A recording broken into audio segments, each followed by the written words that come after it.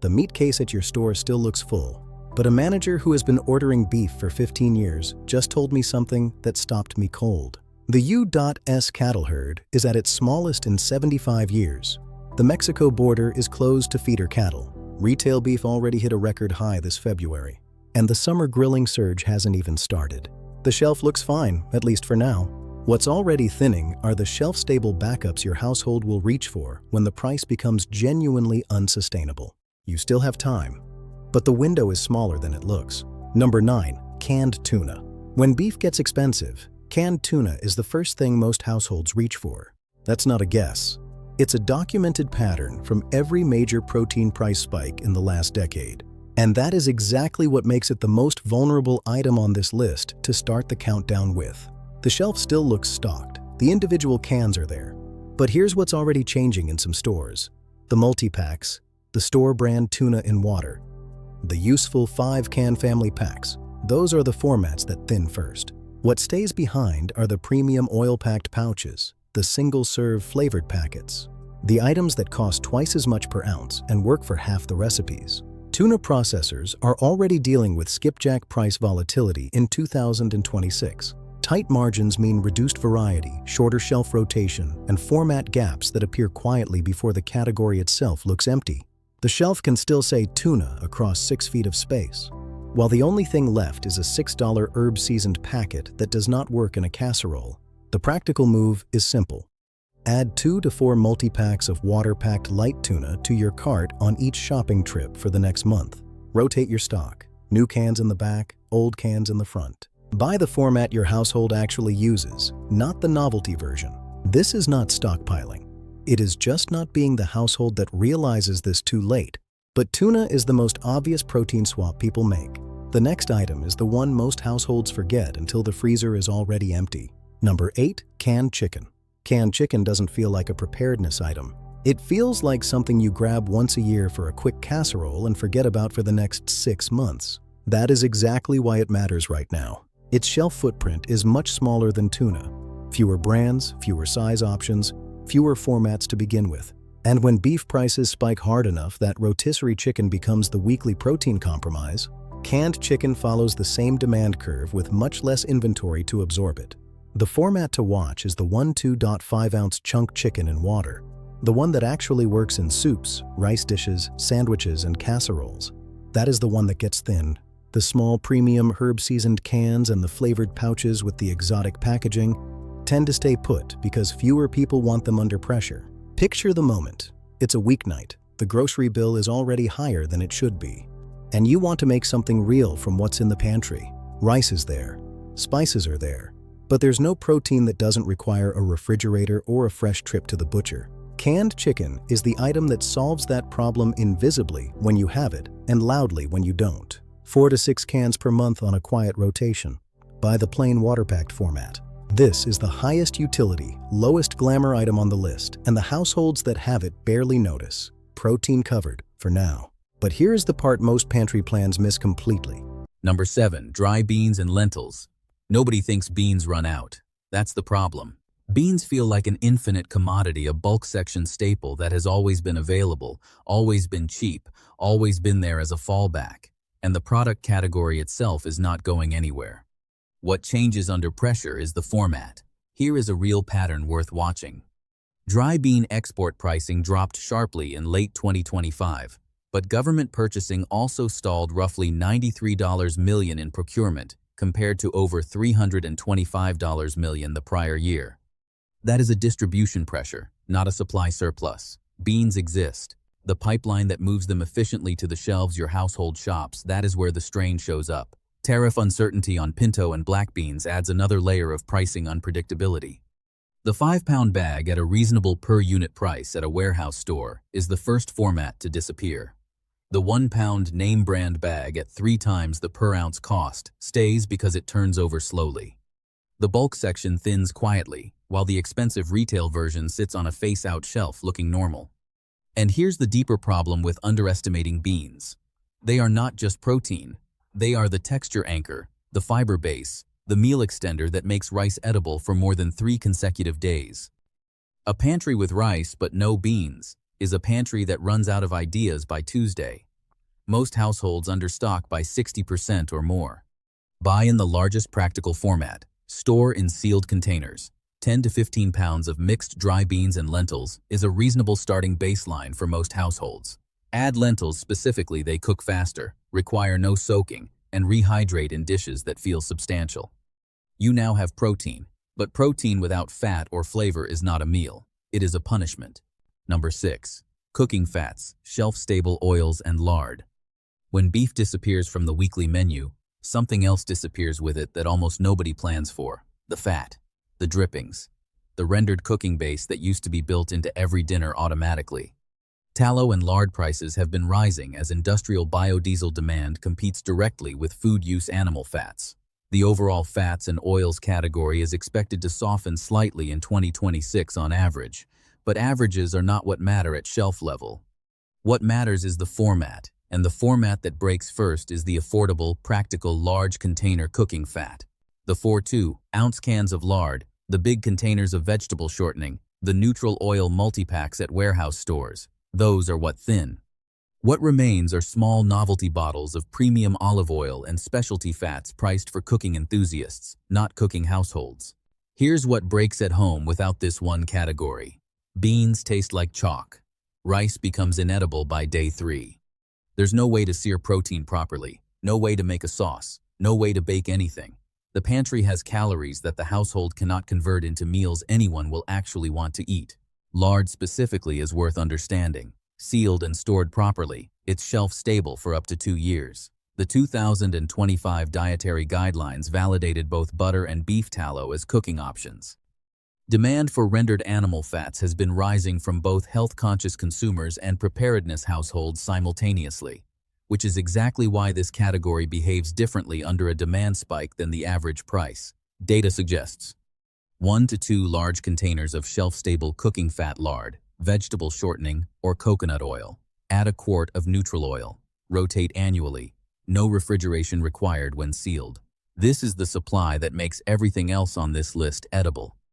But having food is not the same as being able to cook it into something people actually want to eat. Number 5. Bouillon and concentrated broth.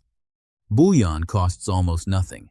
It takes up almost no space, and because of that, almost nobody stocks it until the shelf is already empty. This is the flavor bridge, the ingredient that turns beans cooked in water into soup, that turns rice into a base for something real, that makes canned chicken feel like it belongs in a meal. Without it, the pantry technically has food, the household has no appetite. The format problem here is specific. The large jars of concentrate paste and the bulk containers of bouillon cubes, those are the useful sizes. The tiny low-sodium novelty versions and the individually wrapped single-serve packets tend to hold on. What vanishes is the big jar of better than bouillon, the 5.0 cube bulk pack, the concentrated paste that makes 5 gallons of broth from a container that fits in a drawer. And here's the twist that most people don't see coming. As beef prices spike, demand for beef-flavored bouillon specifically rises. People who are cutting back on real beef start reaching for beef-flavored broth, concentrate to replicate the experience at a fraction of the cost. That specific subcategory, beef-flavored concentrate, is the format that strains first when the price pressure is driven by a cattle supply problem. A large jar of beef-flavored concentrate paste, 1 bulk container of bouillon cubes, 6-month shelf life once opened, multi-year when sealed. The investment is under $10, and the return is that every pantry item on this list suddenly tastes like it was cooked on purpose. Now here is where the plan gets quietly more interesting, and where most prepared households have a gap they have not noticed yet. Number 4. Pork products canned and shelf-stable. The USDA forecasts pork price increases of roughly 1.5% in 2026. Beef is tracking 12% or higher. When that price gap becomes obvious enough, and it is becoming obvious, everyone reaches for pork at the same time. Here is the problem. Canned and shelf-stable pork starts with a very small shelf footprint. Spam, canned ham, pork-based soups, pulled pork pouches, pork rinds. This category doesn't scale quickly when demand spikes. There are fewer brands, fewer backup suppliers, and less variety to absorb a sudden shift in demand. The variety packs and practical sizes move first. What's left are unfamiliar flavors and expensive specialty versions. A lot of people dismiss this category as low-status food. That feeling disappears quickly when it becomes the most affordable rotating protein option on the shelf. The households that waited to feel differently about canned pork are the ones competing for the last unfamiliar variety with 6 other shoppers who also waited. Protein rotation is what makes a pantry sustainable. Tuna every night is not a plan. Beans every night is not a plan. Variety, even modest variety, is what keeps a household eating from their own supplies instead of going back to the grocery store in defeat. 6 to 8 cans of useful pork product per rotation. Add a bag of pork rinds, which are a surprisingly practical shelf-stable fat and protein combination. But now here's the part that almost nobody mentions, and it has nothing to do with protein. Number 3. Freeze-dried or dehydrated vegetables and mushrooms. When grocery budgets shrink under protein price pressure, the first thing that quietly disappears from the weekly cart is fresh produce. Not all at once. Just less each week, a little less variety, a few more skipped items until the pantry has plenty of protein and grains and almost no vegetables. Freeze-dried mushrooms, onions, and bell peppers solve this problem specifically. They rehydrate completely. They cook identically to fresh. They have 15 to 25-year shelf lives. And their shelf footprint in most grocery stores is tiny, which means the useful large pouches, the family-size formats, the practical options go out of stock online with very little warning. What remains are tiny hiking-size novelty packs, priced per ounce at rates that feel insulting once you understand what the larger formats cost. Here is the twist most people do not expect from a beef shortage video. Freeze-dried mushrooms are the closest shelf-stable substitute for the umami satiety signal that beef normally delivers. Rehydrated and cooked in fat with a beef-flavored broth concentrate, they produce a depth of flavor that makes beans feel like a real dinner instead of a survival compromise. That is not survival food. That is the pantry move that makes everything else on this list feel like it belongs on a plate. 1 to 2 large pouches of freeze-dried mushrooms, 1 of onions, 1 of mixed peppers. These are a one-time purchase with multi-year utility. Check the dry weight pricing before you buy. Bag size is not the same as actual food content. And now, we are getting close to the 2 items that most people will not think about until they are standing at an empty shelf wondering how they missed it. Number 2. Whole grains and pasta in practical bulk formats. Rice and pasta are the foundation. Every protein extension strategy, every one-pot meal, every stretch-the-pantry dinner plan runs on grain. And the specific formats that make this work, the 2 5-pound rice bag, the 1 0-pound pasta box, are exactly what thins first at warehouse stores when people start stocking up. U.S. rice production is down from 2025 levels based on USDA forecasts, and domestic milling bookings reportedly filled through much of early 2026. That is not a guaranteed shortage. It is a supply signal that matters when demand spikes land on top of it at the same time. The small 2-pound bags at the regular grocery store will likely always be there. The 2 5-pound bag at the warehouse club, that is what requires attention now. Shrinkflation has already been quietly eroding the math on pasta. 16-ounce boxes becoming 12 ounces without a price reduction across many brands. A household that thought they bought 3 months of pasta by counting boxes may have closer to 6 weeks of actual pasta when they measure the ounces. Counting packages instead of ounces is the most expensive invisible mistake in pantry planning. 1 2 5-pound bag of white rice. 1 2 5-pound bag of long-grain brown rice for rotation. 3 to 4 pounds of dried pasta per household member. Buy on the ounce, not on the package count. Watch the bulk section at the warehouse store before the summer meal planning rush starts, because that is when the useful formats move. And now the item that almost nobody on this countdown would predict. The one that sits between every other item on this list and actually working. Number 1. Beef bouillon and umami flavor concentrates. You can have canned chicken in the pantry, dry beans soaking, a bag of rice on the shelf, lard in the cabinet, and lentils in a sealed jar, and the entire system can still quietly fail within a week. Not because of nutrition, not because of calories, because nothing tastes right. This is the most overlooked weak link in a preparedness pantry, the flavor layer. And in a beef price crisis specifically, the beef flavor layer is the hardest to replicate and the first to vanish from shelves as demand shifts. Here is what happens at home when this piece is missing. The rice is cooked, the beans are soft and properly seasoned with salt. The canned chicken is drained and ready. But dinner doesn't taste like dinner. It tastes like something you're eating because you have to. The household starts skipping pantry meals and going back to the grocery store for fresh items, which is exactly what they were trying to avoid, because every meal made from affordable alternatives feels like defeat. The specific items in this category are cheap, small, and completely overlooked in most pantry plans. Beef-flavored concentrate paste, Worcestershire sauce in the 20-ounce format, large bottle soy sauce or tamari, and dried mushroom powder. These items together cost under $20. They require almost no storage space. And they are the reason one household's pantry feels like a normal kitchen, while another household's pantry feels like an emergency. The shelf signal to watch. Large jars of beef-flavored better than bouillon going to 1 per customer limits during high-demand periods. The 20-ounce Worcestershire formats thinning while the 5-ounce bottles stay stocked.